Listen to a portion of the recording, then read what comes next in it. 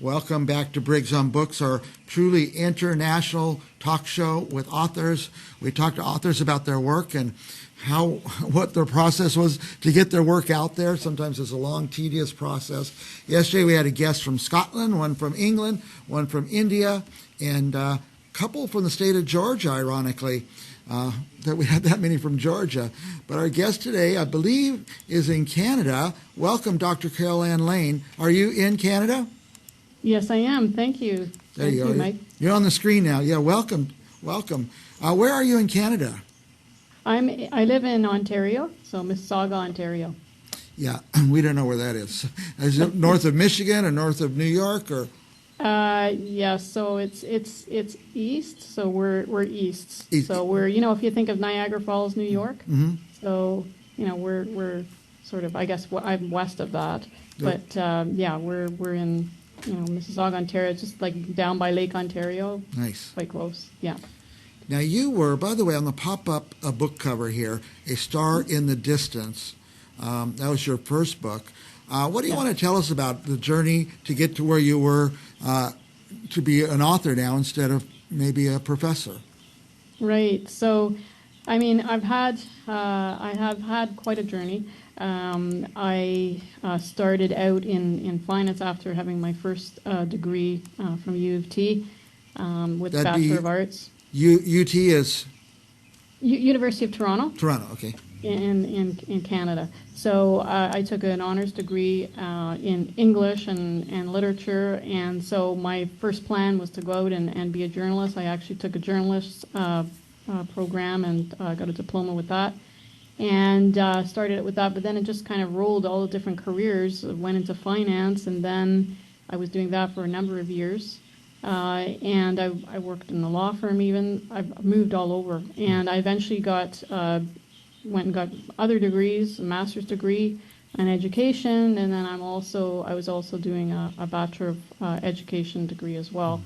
And I became a K-12 teacher, so, and I ended up getting a full scholarship for a PhD program. Wow. So I ended up doing my doctorate of philosophy. It took me 7 years to do. I did a lot of research with that. And in between that time, I was teaching both in the K-12 environment and also lecturing to master's students, university level, and PhD level students. So, I've had quite a long range of different careers. Each one was really a full career: journalism and finance and K-12, etc. Yeah, yeah. And then something happened in your life that changed everything? Yes. So basically what happened was, I was doing all of that, and I was doing, when I defended my my dissertation, I literally a day later I collapsed. And I was rushed to the hospital, and I was told by surgeons I would not be coming out. So I was there and that was in 2018, so May 2018, and that was even when I was teaching in elementary school at the time as well. So I was doing that, and like I say, I collapsed at just before the day after I was going back to the school to teach. Now that was 6 years ago. Yeah, that was a while back, and so I was in the hospital for a year and undergoing a lot of different operations for this. I was advanced stages of colon cancer, and I underwent multiple operations and chemo and all that. And then in 2019, everything I had to do another full year of radiation and chemo. It was very extensive. I had to learn to walk again in 2020, and everything was fine. Everything was fine. And even at that time, my surgeons said to me they didn't think I would survive because I was only about 55 pounds. Oh, boy. Yeah, so I was in the bad shape, and they didn't think I would survive. Anyway, so everything was fine until 2021. So I had gone into remission and everything. In 2021, I was diagnosed with advanced stages of liver cancer, and I was given 3 months to live. So at that time, I was like, okay, you know what? This is a message. This is a gift from God, because I know that something's wrong. And when I was in my treatments and everything, and even before, even a couple of hours before my major operations, I was actually writing, and my surgeons were like scratching their heads, saying, "What's going on here? You're going to be entering into major surgery." But they said the writing was what was keeping me alive. Wow. And that was the kind of that gift. So I knew, I was like, you know what? That's the message. I get it. I have to now write. And that's what I've been doing as I became an author. Yeah, and as I said, it's been 6 years. You're still here, thank goodness. Yes. Thank God. I mean, there are, I have complications. I have multiple disabilities. And unfortunately, with the neuropathy, and I now have what they call maculopathy, which means that eventually I will be losing my sight. It's already happening. So I mean, moving into this platform of kind of like writing and podcasting is kind of an interesting format. But the books that I wrote, I had this kind of burning desire to write these ones first. I have a lot of other books on my plate right now that I've been working on, like short story collections, and I was doing a youth adventure, like a Christian adventure novel series, kind of loosely based on my research, but it won't be dry and academic, because I have actually written academic publications, as well as I've edited 2-volume books as well for universities, but they won't be like that. It's going to be very fun and very adventure-wise, right? But I stopped and I didn't do those because I had this burning reason to write these 2 books, to give people hope, because I think that there's a lot of hope that's needed. Right now, I just put on the screen the cover of A Star in the Distance. Mm-hmm. And Yes. tell us what that's about, or how you got to write that, or you felt a need to write it. Yeah, I mean, like, people are looking at the book and probably the cover saying, okay, wait a minute, like, you know what, A Star in the Distance? Mm-hmm. This is like Advent Christmas. Like, what are you doing? Why are you moving something like that? But you know what, it isn't really, because it's not meant for that time. The journey started in Advent and Christmas. So basically it's like, and there's 4 facts, I guess, that I want to share with you about this, because these are healing books, okay? So one is, again, the book is not for Advent and Christmas.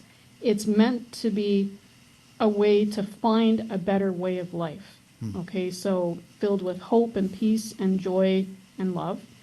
The second thing is that it's about finding meaning. So it's like, how the shepherds and the wise men, they were searching, and it's the same type of thing. It's searching for meaning. And the star in the distance is like, it's in the distance. It's not expected to be right away. You can't get the answer right away. You have to wait. Like, I went through that. How many times I went through all multiple different careers and everything, and I realized full circle that that's not what I was supposed to be doing. That wasn't my purpose. My purpose was to deliver these kind of messages. And it takes time. It's a journey, right? Mm-hmm. The third thing is, my healing books are about having the will and the willpower to make those choices, to find the right path, to move forward, and to find the meaning in your life. Because, I mean, I did all those years of study, right? I mean, I should have been disappointed with not being able to move forward with that. Should have been. But I am completely happy. I am so positive. My positivity, actually, the surgeon said that that's what kept me alive. Just being like that, happy. And I felt that the cancer was a gift. It's hard for people to even think of that concept, to say your cancer is like all of that illness. I mean, I went through incredible pain, right? But God helped me to carry that. And that's where I'm saying, and, so I'm a cancer warrior. That's the way I look at myself. I'm not just like a cancer in remission. I'm a warrior. I'm a fighter, right? And I realized that meaning, it's like that necessity of hope that's needed to find purpose, to find meaning amid like life chaos, life challenges. And my books, really, they're about survival. They're about perseverance. Mm-hmm. They're about finding that light that you need in order to move forward. And basically I give the tools in that. There's scripture included, there's classic poems included in there, there's authentic stories, my personal stories, and just and insightful guidance as well. Now, I just put on the screen your the second book, Finding Life in 40 Days. Tell us about that book. So that, again, I originally thought I was only going to be doing the Star in the Distance, and I had this sort of like compelling need. Something was pushing me forward to say, no, it's not done yet. You need to move forward. You need to get something else out there. And, with Lent coming up and everything. So I thought, well, okay. And this other book, this Finding Life, so, the whole thing of the 40 days, of course, is 40 days of Lent, right? Right. And, that journey that, Jesus went through. And so, it's about, well, we think about Lent, and Catholics, Christians, always about giving up something in Lent. You got to give up something, right? Okay, give up chocolate, give up, meat, okay? Well, it doesn't work for me. I can't really eat the meat anyways because I have no digestive tract, part of my multiple disabilities, right? Yes. So what do I eat? Well, I eat fish a lot anyways, but the whole point is giving up something. So the reason I wrote the book, and again, it's involved with scriptures and there's pieces of hope in there, but it's about giving up you. Giving up that me, that self, that sort of, the me generation. Yeah. You know how you see that? It's like, oh, I'm powerful. It's me. It's about like, I can do everything. Well, for me, I'm saying, no, give that piece up. And that means like submitting yourself and letting go of that control. It's very, very difficult to do. I don't like being micromanaged. Yeah. I mean, I'm a professor, I'm a scientist, I like to do all my own research and everything. So it's for me to give up that and to let someone else lead me, to let God lead me. It's like, okay, really? So, that's where it comes, that's where that finding life, it's like finding that life that's supposed to be there for you, that life that God expected you to do. I'm not telling everybody to be a Trappist monk. I mean, I'm certainly not doing that, right? It's about letting him take the worries. You live for today. It's like it's what they call the present. It's a gift, right? It's today. Don't worry about what happened in the past. Let that go. That's the healing part. Let all that go. Because I've been through the unimaginable. Well, really, I have been. I was bullied when I was little. I mean, there's a lot of things, right? So it's about healing. It's about letting it go. And then the future, don't worry about it because God has that plan for you. Yes. Let me ask you a couple things before we run out of time. Who should read this book, these books? Yeah, so anyone who's had grief, anyone who's had like illnesses, trauma, anyone who has, deals with anxiety, worrying all the time, stress, those are the people that I'm hoping I can get to want to read this. And, because I think that's going to give them the powerful tool to say, let go of all that so that you can move forward. And I think that's what it is. It's about making those choices, right? I also have a newsletter as well. I mean, I have, I have a newsletter which is called Write in His Light, and it's free to subscribe. And I have a lot of these kind of like tips and things like that. By the way, I was going to ask you about that. We have your web address on the screen, carolannlane.com. Right. It's an excellent web address. And is that where they will find the newsletter? No, my newsletter is actually in the https //writeinhislight.substack.com. Okay, so writeinhislight.substack.com, and you can subscribe for free. And you can also go to my website and you can see it on my website. You can click on the subscription. You can connect send me a message that way and get in touch. What else will we find on your website?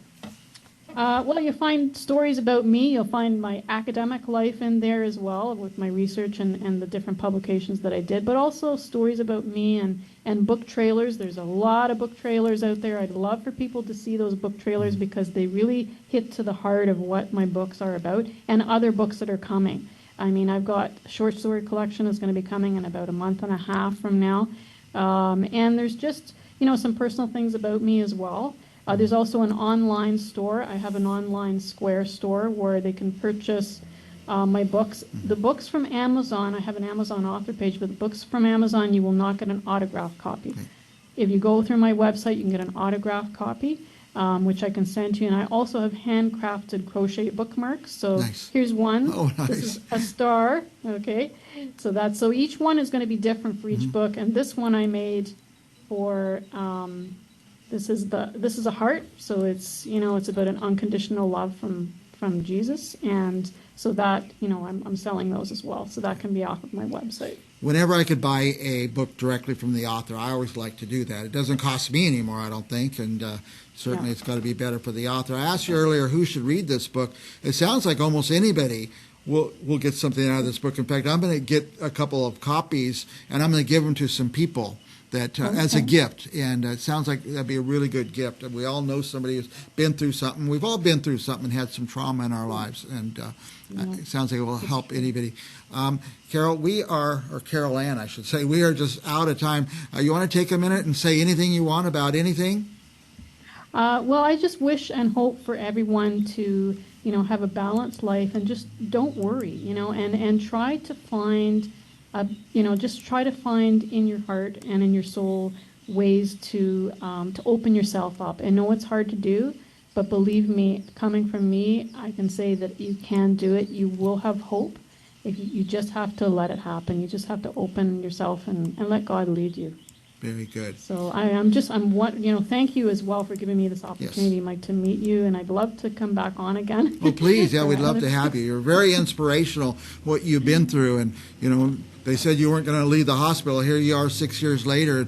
From here, you look very healthy and happy and very bright, and you have a little sparkle to you. So, Thank you. Carol Ann Lane, I'm going to leave this on the screen for a few minutes. There's her web address and her Instagram, and there's her book covers. And we'll be back with more authors right after this. Thank you.